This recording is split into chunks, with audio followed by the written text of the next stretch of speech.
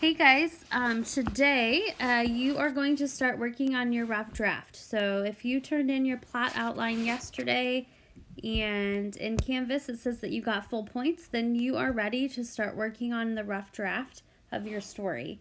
And so where you're going to start your story generally is the exposition, where you're going to introduce the characters and the setting, and you're going to start to build the conflict that your character is going to face.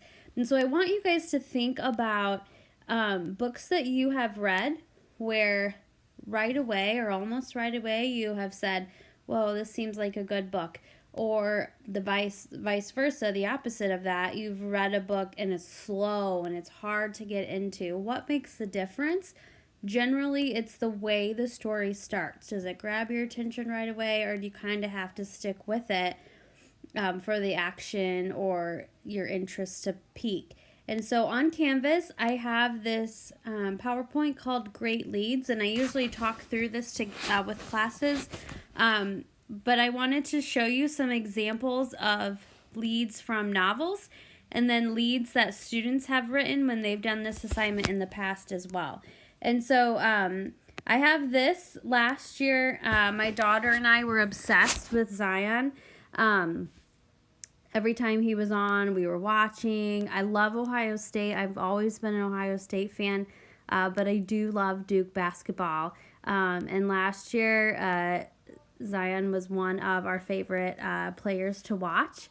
And so there was, don't even remember what game. I guess it was Virginia Tech. But after the game was over, I was just like, oh my word, like I need to know more. Like he is amazing. And so I got on and I found these 3 articles right here, and they're all the same article. So when I clicked on them, because I was obsessed, so of course I read all 3, the information is the same. But if you look at the way that they kind of put their snippet or their headline, this last one, seems the most interesting because it says sweet revenge, right? And I want to read more. And the same with your writing. When you start writing your story, from that first line, you want your audience to be hooked. You want them to be like, oh my gosh, sweet revenge. Like, what happened? I need to read this article. And so your information can be the same. The information in all 3 of these articles is the same, but the one that grabbed my attention the most, the one that made me want to read, was the last one because it sounded the most interesting. So think about that as you guys are starting your expositions. And so on the next slide, I just have a strong lead. It's the author's best chance to hook the reader, right? So it's where your first impression, where your reader's going to say, whoa, this is a good book. And so a great line will pull you in, it'll introduce you to the narrator, and it sets the tone for the entire book. Some great lines down here, it says some great lines are flowery and beautiful, while others are direct and to the point. But a great line should always pull you out of your world and straight into the world of the story. And so you can decide as the writer what type of line you need to start your story. Is it going to be descriptive and beautiful? Is it going to be dialogue? Is it going to be just right into the action? Maybe it's a flashback. Depending on your story, you're the writer now, you can decide, but think about, you want that line to pull your reader in. And so here are some examples. You could start with an action lead where you let the reader see a picture of something involved, and then a character making a choice. You could start there. You could also make the reader feel something. How are you feeling during this moment? Or how is your character feeling during this moment? Make the readers feel your emotions using descriptive words and strong verbs. So maybe start there. You could also start with a reaction lead where your character is thinking about... sorry, my dog is trying to get Cheetos over there. You could also start with the reaction lead where you're letting the reader know like what is going on in your character's head. What are they thinking? What are they struggling with? That is always a good place to start as well. Some people like to start with dialogue. Just jump right into the story. Your characters are talking. And that is a good lead as well. The next few slides then, I have some examples from actual young adult novels that have always caught my eye. They've seemed really attention grabbing. From the novel Before I Fall, you have, they say that just before you die, your whole life flashes before your eyes.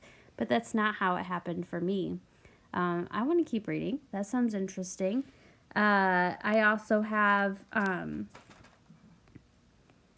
some more here for you. One summer night, I fell asleep hoping the world would be different when I woke. So I think that's something we're all hoping, right? But again, something that's kind of thought-provoking that seems different could draw your reader in.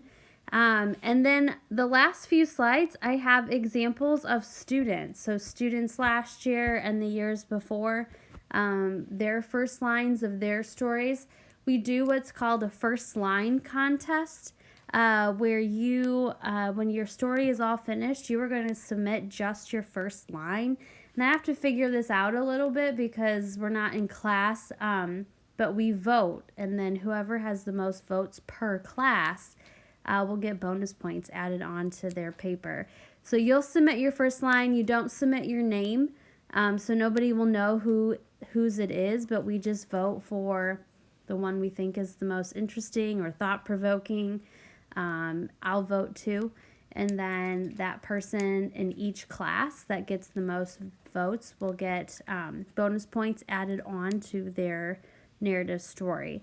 And so these are some winners from previous years.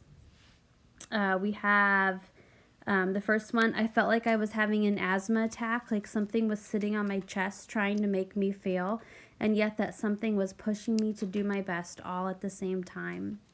Or the other one, winner from a previous year, I could feel my breath ricochet off the rusty door right back to my tightly closed eyes. The weight of the world sank, and I opened my eyes. Again, like, that's thought-provoking. What is happening that she has the weight of the world on her shoulders or his shoulders? I want to keep reading. These were some that didn't win, but they were still really amazing. I walked up to the driveway as the bus engine slowly faded away. I could feel the cool breeze on my face. Or number 5, my view of him blurred with each tear ready to run down my cheeks. My smile grew across my face and my blood rushed with joy. So think about, as you guys start writing today, how are you going to introduce your story? How are you going to draw your reader in?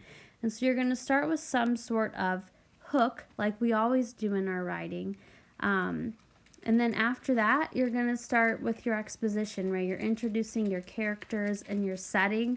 Today, your goal should be you want to write a good, solid exposition, and then you're going to start writing your rising action.